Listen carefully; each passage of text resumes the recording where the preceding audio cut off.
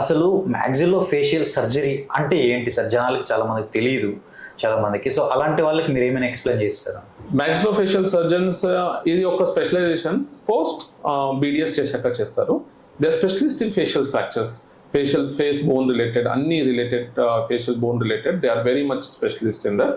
మీకు ఏదైనా facial fracture అయినా వాళ్ళని సంప్రదించవచ్చు, వాళ్ళతో ట్రీట్మెంట్ చేయించుకోవచ్చు. 10 years ఆఫ్ ఎక్స్పీరియన్స్లో నేను ఎన్నో కేసులు చేశాను ఫేషియల్ ఫ్రాక్చర్స్. మా విఆర్ క్లినిక్లో మేము ఫేషియల్ ఫ్రాక్చర్స్ని అండర్ లోకల్ అనస్థీషియా కూడా చేస్తున్నాము. అసలు సర్జరీ తర్వాత కోలుకోవడానికి ఎంత టైం పడుతుంది సార్ ఈ మ్యాక్సిలో ఫేషియల్ సర్జరీ తర్వాత? అది వేరీ అవుతుంది. అది మనం చెప్పలేము ఇమ్మీడియట్గా రేపా ఎల్లుండా అనేసి చెప్పలేము. కొన్ని facial fractures management depends upon the condition. అంటే కొన్ని పేషెంట్ ముఖం ఫ్రాక్చర్ వాళ్ళు చెయ్యి కాలు ఫ్రాక్చర్తో పాటు కూడా వస్తారు. So it varies. కొన్ని ఓన్లీ ఫేషియల్ ఫ్రాక్చర్స్ రిలేటెడ్ ఉంటే 1 week to 4 weeks టైం పడుతుంది. ఎందుకంటే అప్పుడు మనం పళ్ళు కూడా మనము డిస్ఓరియంటెడ్ ఫ్రాక్చర్స్ అయిన డిస్లోకేటెడ్ డిస్ఓరియంటెడ్ ఫ్రాక్చర్స్ ఎక్కడ దవడతో పాటు పళ్ళు కూడా కదిలిపోతుంది. మనం పళ్ళుని ఆ పొజిషన్లో తెచ్చిన తర్వాత మనం IMF అనే ప్రొసీజర్ చేస్తాం. ఎక్కడ పైన కింద పళ్ళుని కట్టేస్తాము ఇన్ అన్ అక్లూషన్, అంటే ప్రాపర్ పొజిషన్లో తెచ్చి ఫిక్స్ చేసేస్తాం. ఈ ప్రాపర్ పొజిషన్లో ఫిక్స్ చేశాక మేము ఎవ్రీ వీక్ మానిటర్ చేయాల్సి వస్తుంది. ఆ పేషెంట్ కరెక్ట్గా చేయగలుగుతున్నారా లేదా, క్లోజ్ చేయగలుగుతున్నారా లేదా. సో పేషెంట్కి recovery rate varies from one day or 2 days నుంచి 4 weeks ఆఫ్ టైమ్ ఆల్సో. ఒక్కొక్కసారి extendable to 2 more weeks also. అది వేరీ అవుతాయి. And kind of fracture, impact of fracture ఇవన్నీ డిసైడ్ చేస్తుంది. For more information you can visit VR clinic for better outcome అనేసి చెప్తాం. మేము most of the ఫ్రాక్చర్స్ని local అనస్థీషియాలోనే చేసేస్తాము.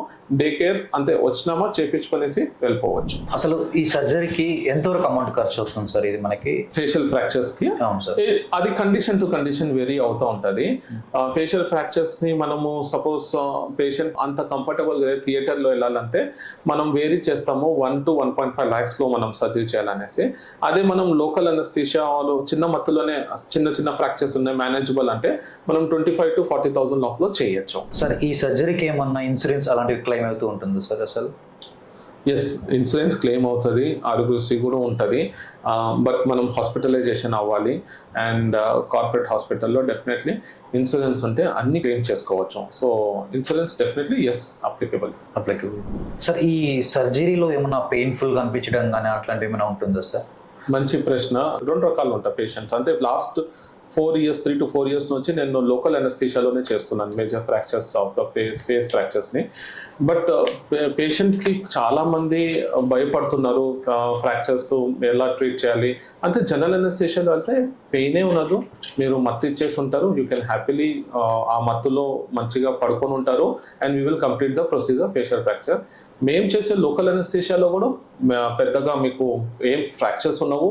జస్ట్ బికాస్ యాంగ్జైటీ ఉంటుంది లోకల్లో మనం చేస్తున్నాము ఏదైనా అవ్వచ్చు అనేసి. ఆ ఫియర్ ఉంటే మనం ఆ ప్రొసీజర్ని జనరల్ అనస్థీషియాలో కన్వర్ట్ చేసుకుంటే పెయిన్లెస్ ప్రొసీజర్ అయిపోతాయి. విఆర్ క్లినిక్లో మేము కాన్షియస్ సెడేషన్లో ప్రొసీజర్ చేయడం స్టార్ట్ చేసేసినాం. కాన్షియస్ సెడేషన్లో మీకు అసలు ఎట్లాంటి పెయిన్ ఉన్నదు, మేము నొప్పి లేకుండానే ఫేషియల్ ఫ్రాక్చర్స్ని మేనేజ్ చేయొచ్చు. చాలా మందికి సర్జరీ తర్వాత వచ్చే ఫస్ట్ డౌట్ నేను ఎప్పుడు తినాలి, ఏమేమి తినాలి అనే డౌట్ చాలా మందికి ఉంటుంది సార్. కొంతమంది తినకుండా ఉండిపోవడం జరుగుతుంది.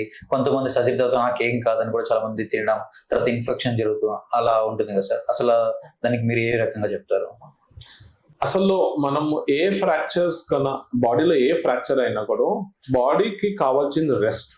సో మనము ఫేషియల్ ఫ్రాక్చర్స్ ఉన్నప్పుడు మోస్ట్ ఇంపార్టెంట్ మనం ఫేషియల్ ఫ్రాక్చర్స్కి రెస్ట్ ఇవ్వాలి.